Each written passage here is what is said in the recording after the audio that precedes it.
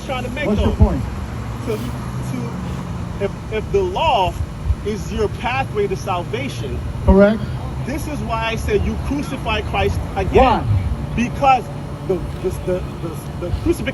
crucifixion of Christ was the end all say all of how End it is. of what? The end all say all as how The end of what? as how Gentiles, Israelites, everybody could come into the kingdom of God. No. Hold on.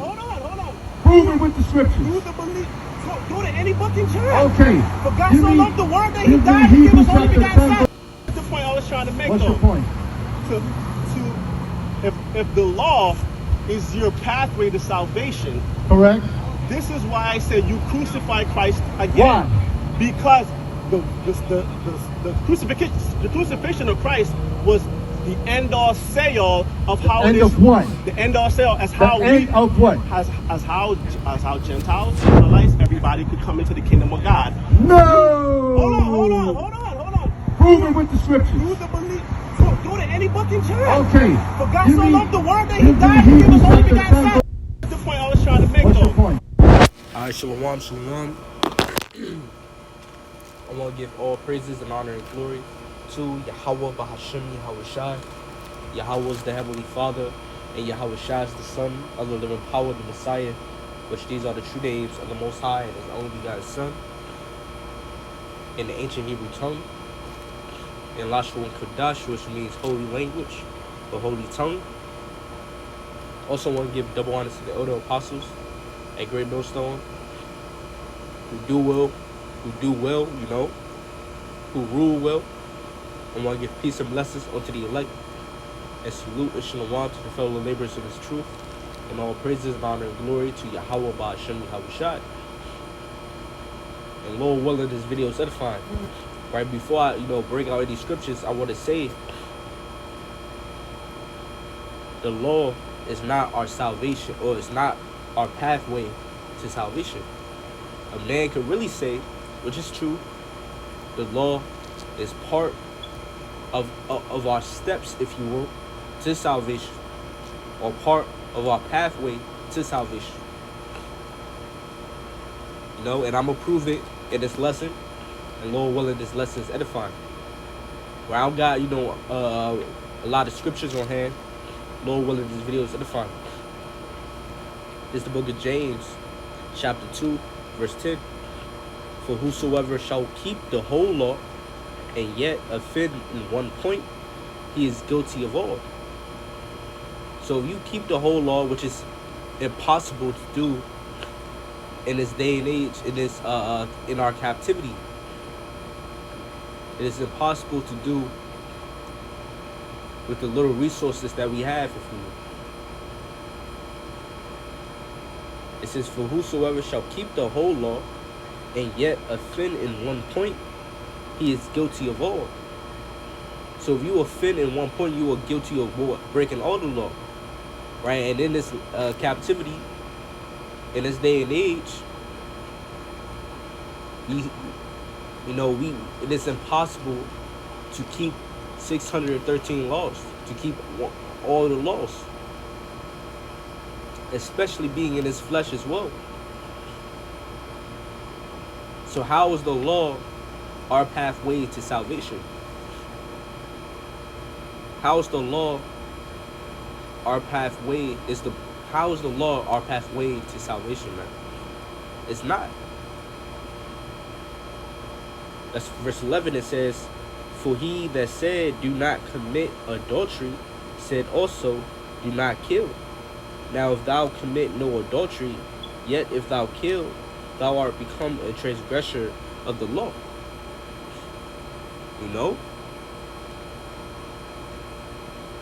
So how is the law our pathway to salvation? You could really say, which is accurate, is part of our pathway to salvation. Which, let's prove that real quick.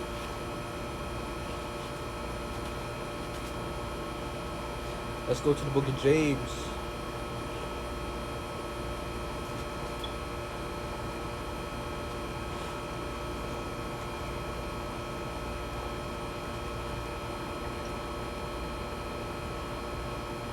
Let's go to the book of James real quick.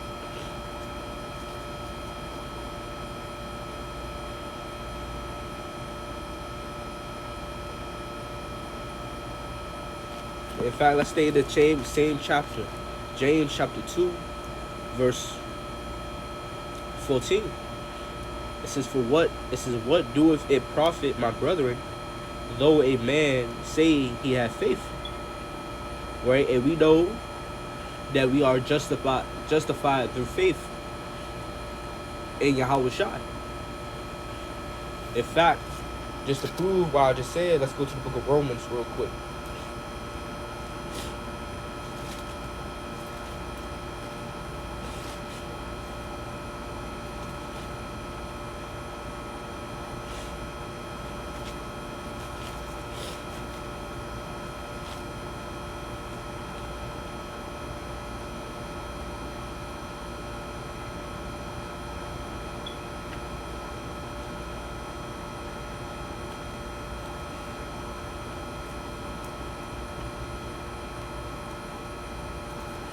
This is the book of Romans, chapter 3, verse 28. It says, therefore, we conclude that a man is justified. Let's read again. Romans chapter 3, verse 28, Salaki. It says, no, verse 28. Romans chapter 3, verse 28. Matter of fact, let's get verse 27. No, what? Let's get verse 26. Romans chapter 3, verse 26. It says, to declare, I say, at this time, his righteousness, that he might be just and the justifier of him which believeth in Yahweh Shai. So you will be justified through faith and through belief in Yahweh Shai, through belief in his truth, in his word, which is Yahweh Shai. Verse 27, it says, where is boasting then? It is excluded by what law? Of works? Nay, but by the law of faith. Therefore we conclude that a man is justified by faith without the deeds of the law. So a man is justified by faith. In Yahweh Shai, through Yahweh Shai. But this is not an excuse, to say or to think we are able to what? Indulge in sin. Indulge in wickedness. This is not an excuse. This is not no excuse, man, to just indulge in wickedness. Because this is what Paul also said. Verse 29. It says, is he the God of the Jews only? Is he not also of the Gentiles? Yes, of the Gentiles also. Now the Gentiles were Israelite foreigners that were scattered abroad. Right? It's not talking about the other nations. It's not talking about the heathens. It's talking about Israelite foreigners that were not raised up by the law. That was not under that education, if you will, of the Torah, in a life, right? But continue on, verse 30. It says, seeing it is one God, which shall justify the circumcision by faith, and uncircumcision through faith. Do we then make void the law through faith? This is the point I wanted to get. So ultimately, we are justified by faith. And we are also saved by grace. Right, but along that faith, we also have to have what? Works. Verse 31 says, do we then make void the law through faith? God forbid. Yeah, we established the law. So Paul said we established the law, so the law is still to be done. In this day and age, it's to be done to the best of our abilities. We gotta keep the law to the best of our abilities, along with faith. See, a man will understand and will know that faith, or alongside faith, should be works. alongside faith should be works, man. Right? And let's prove that. And what is works? What the doing of the law, or the executing the law, or the keeping of the law? That's the works. Let's read again. It says, do we then make void the law through faith? God forbid. Yeah, we establish the law. So we ought to keep the law along with faith. See what Paul did, since he was the one, or since his office was for the Gentiles, since his office was for the Gentiles, since he was sent to the Gentiles and Peter was sent to the circumcision, Paul was sent to the uncircumcised, or the uncircumcision, which are the Gentiles. Now, since Paul was sent to the uncircumcision, he magnified, he basically magnified the matter of faith, the law of faith. He basically uplifted or published the law of faith, because he was not going to those in circumcision. He was going to those to the uncircumcision, if you will. And the uncircumcision, they wasn't keeping the law. They were Gentiles, Israelite foreigners. They wasn't raised in that under that education, if you will. They wasn't brought up, cultivated by the Torah, if you will. So therefore, faith had to be preached to the uncircumcision, so that they may be saved by grace.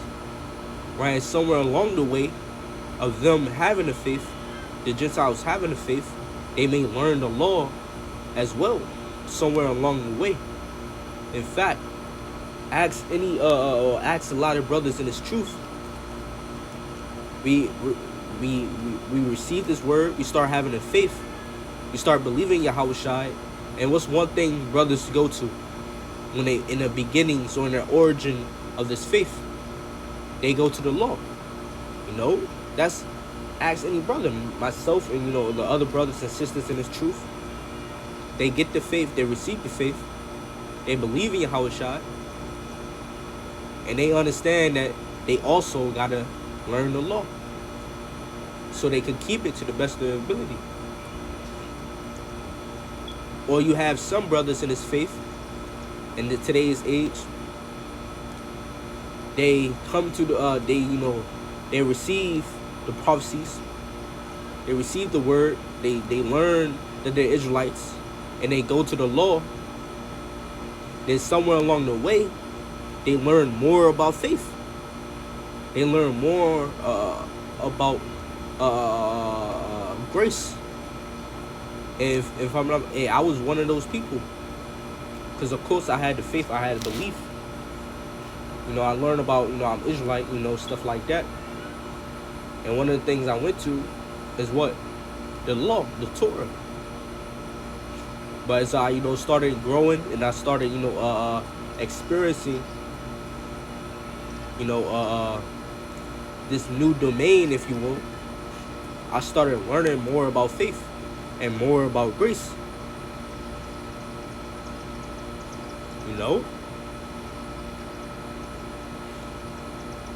So, those things that happens in this faith. But let's go back to James real quick, chapter 2, verse 14. It says, "What doeth it profit, my brethren, though a man say he have faith?" So you can say you have faith. You can say you are justified because you're faith. Right? It says, "And have not works. Can faith save him?" This is what Paul said, man. Oh, so this is what James said, if I'm not mistaken. Yeah, this is what James said. So you can say you have faith and not works. Can faith save you? No, man. Faith alone cannot save you, man. Faith alone.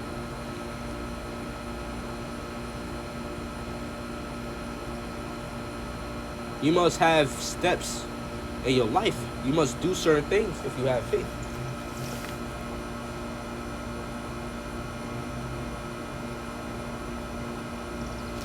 Verse 17. Let's jump down to verse 17. It says, even so, faith, if it have not works, is dead, being alone. So faith alone is dead. Faith without works is dead. So you gotta have works, man. You gotta have certain steps in life in order to what? To be saved. In fact, let's hold that and go to the book of Romans real quick.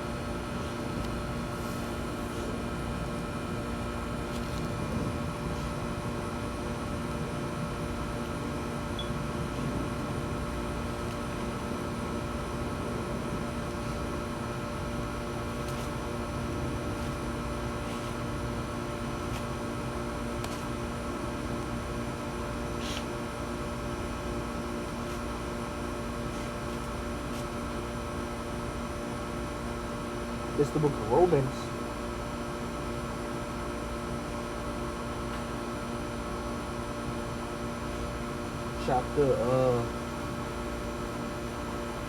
Romans chapter 4, verse 9.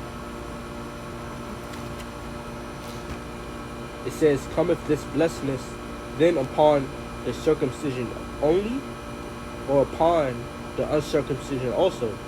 For we say that faith was reckoned to Abraham for righteousness, and righteousness is immortal.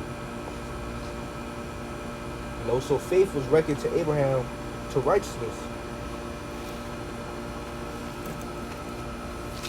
So like, bear with me.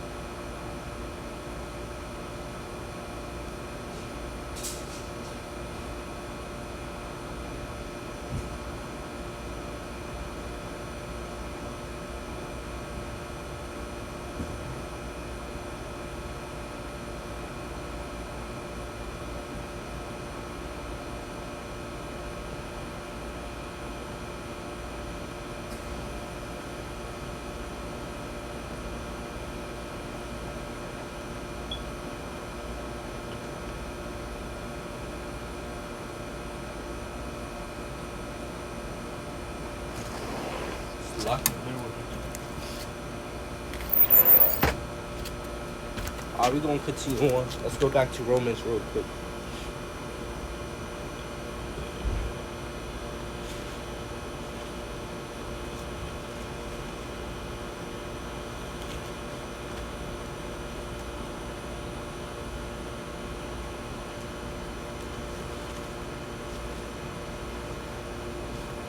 Man, bro, this shit crazy. It's the book of Romans, chapter 4, verse 10. It says, how was it then reckoned when he was in circumcision or uncircumcision? Not in circumcision, but in uncircumcision. So basically, Abraham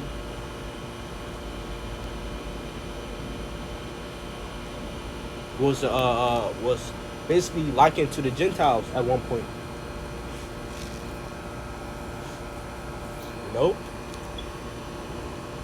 Verse 11 says, and he received the sign of circumcision. You know, what is that sign? What? Literally being circumcised. It says, and he received the sign of circumcision, a seal of the righteousness of the faith. Now, when you go into that word sign, when you go to the word sign means to what? To indicate. The word sign in the Greek means to what? Indicate. To indicate or to show proof. Right? So Abraham being circumcised was what? Was an indicator of him having faith. Let's read again. It says, and he received the sign of circumcision, a seal of the righteousness of the faith. So even though he already had the faith, Abraham already had the faith, he still received a sign of circumcision, a seal of the righteousness of the faith. So that Abraham being circumcised was an indicator that he had faith. Right? Basically, Abraham, he showed his works. You know, or he showed his faith by works. And that works was what? Him being circumcised. Him obeying the Lord. You know?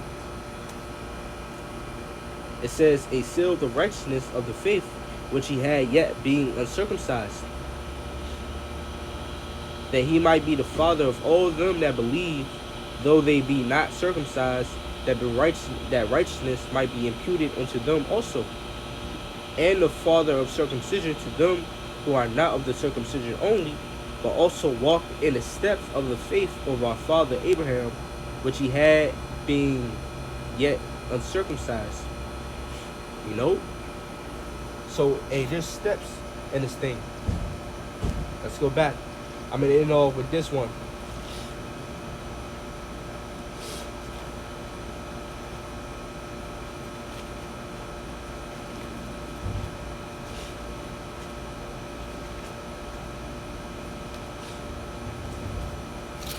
I'm going to end it off with this one right here.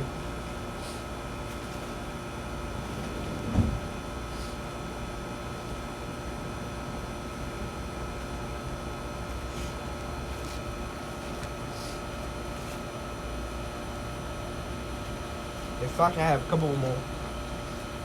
This is James chapter 2, verse 17. It says, even so faith, if it have not works, is dead being alone. It says, yeah, man may say, thou hast faith, and I have works. Show me thy faith without thy works, and I will show thee my faith by my works. So you show your faith by your works.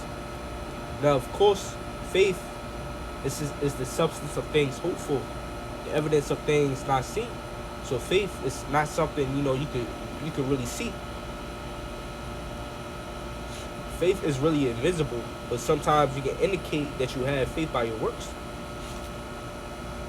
And that's an acceptable thing in the sight of Yahweh Ba'ashem Yahushua.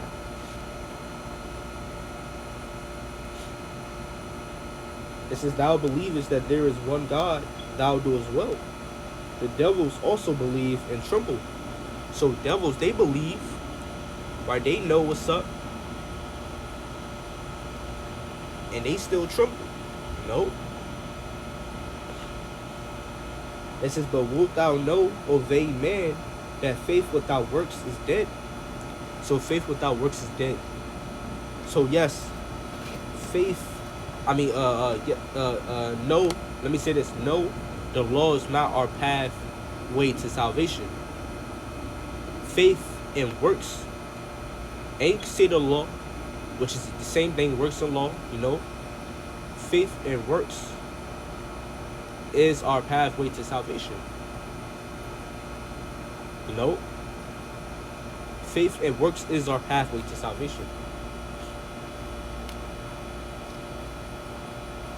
You know?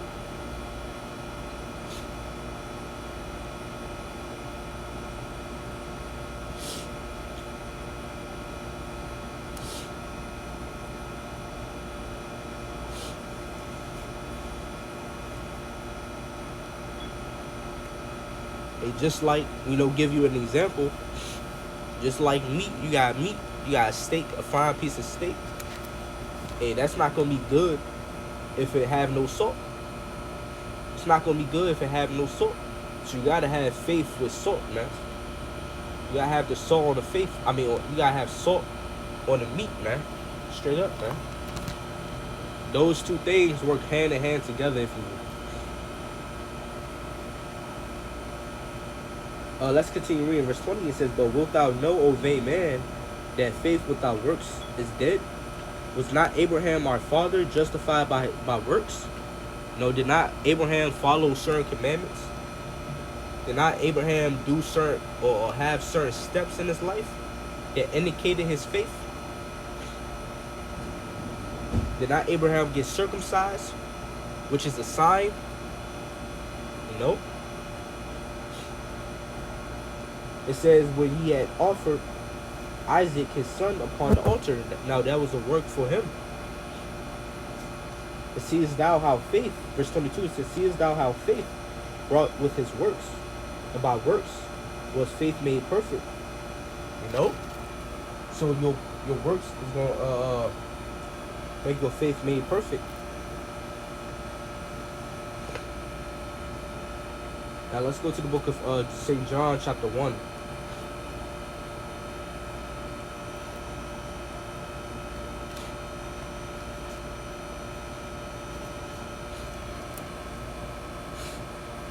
It's a locky bill with me.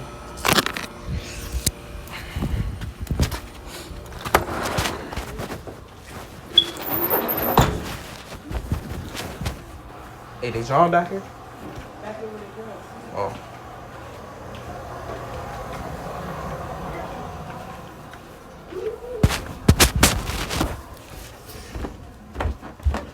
It's a locky bill with me.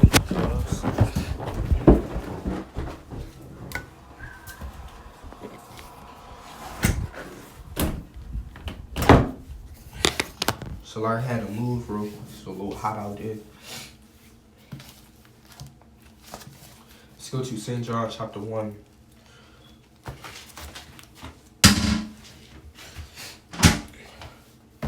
A man could really say,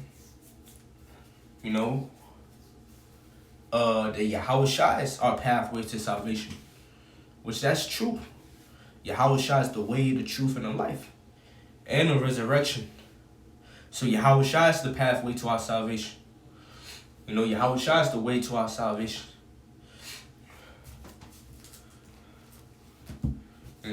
In fact, Yahushua is the captain of our salvation. And let's prove that real quick. Because without Yahushua, will we be saved? No. Hell no. Hell no. Let's go to St. John chapter 1. St. John chapter 1, verse 17. Matter of fact, let's get verse 15. St. John chapter 1, verse 15. It says, John bare witness of him, and cried, saying, this was he of whom I speak. He that cometh after me is preferred before me, for he was before me. And of his fullness have all we receive, and grace for grace. For the law was given by Moses, but grace and truth came by Yahushua. Now in the book, if I'm not mistaken, in the book of Galatians or Ephesians, it tell you that we are saved by grace. Or by grace we are saved. So we are, Yahushua is our pathway to salvation, man. You know? Yahushua is our pathway to salvation, man. Yahushua is the captain of our salvation. You know? Right? But again, in Romans, it tells you, you know, in fact, let's just get it real quick. In Romans, it tells you, because, you know, a lot of people like to use grace for a license to sin, man. You know, a lot of people like to use grace to, you know, for an excuse to sin, to indulge in sin. Now, what is sin? The transgression of the law. Sin is unrighteousness. You know? Let's go to the book of Romans real quick.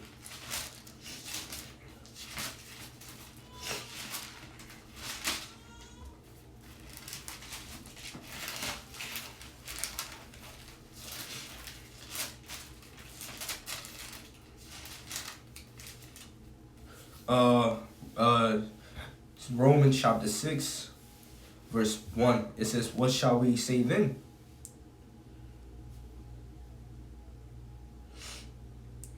Shall we continue in sin, that grace may abound? God forbid. How shall we that are dead to sin live any longer therein? So we, you know, when we have the faith, we have to acknowledge that we're not supposed to continue breaking the law. So even the Gentiles, at one point in their faith, they learned the law. They learned the law. Those that were in Romans, to the Romans, or in Rome, if you will, those in Corinth. So the churches, they had to, you know, receive this faith, receive Yahushua, believe in Yahushua, and learn. But what was also part of that learning? Learning the law, statutes, commandments. Now, I cannot tell you if they learned it on a level that we learned it. I cannot tell you that. You know? Verse 15, it says, what then shall we sin? Because we are not under the law, but under grace, God forbid. So we're not supposed to sin, even though we are under grace. If we are under grace, we're still not supposed to sin. We're still not supposed to break the laws. You know? See, a lot of people, they get confused by Paul's letters because Paul magnified, you know, the law of faith. Paul magnified grace, or exalted grace, if you will, exalted faith in his letters, in his preachings, you know? And that's what he was supposed to do. You know? Just because he magnified and exalted the grace and, you know, faith doesn't mean he ain't never touched on the law or keeping on the law. Keeping of the law, you know? Just showing us the importance of faith, man, of grace. Because again, his office was for what? Or was towards what? To who? Towards who? The uncircumcised, the Gentiles, the Israelite foreigners that was not cultivated by the law growing up. That was not cultivated by the Torah growing up. Probably ain't never heard about Moses, man. In their life. Probably didn't. Let's go to the book of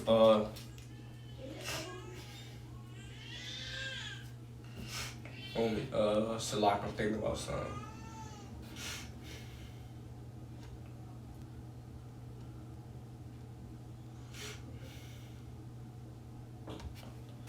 Let's get this.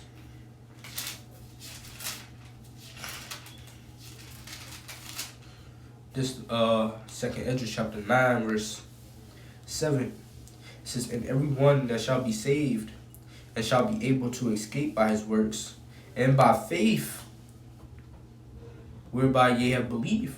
So everyone that's going to be saved and that's going to escape the destruction, do it by works and by belief, by faith. You know? Verse 8, it says, shall be preserved from the said perils, or the said destruction, the said dangers that's going to come in these last days, like famine, destruction, World War III, the destruction of Babylon, America. It says, shall be preserved from the said perils, and shall see my salvation. So you're going to see salvation if you have the faith, if you believe, if you keep the works. If you do the works, do the first works, and keep the law. It says, in my land. It says, within my borders, and within my borders, for I sanctify them for me from the beginning. Another proof is that, Yahweh Shai spoke about the two greatest commandments, which is, loving thy neighbor as thyself, and loving the Lord thy God with all thy heart, etc. Now, how do you love God? By keeping his commandments. It tells you that in the book of 1 John chapter 5, 3. Shalom.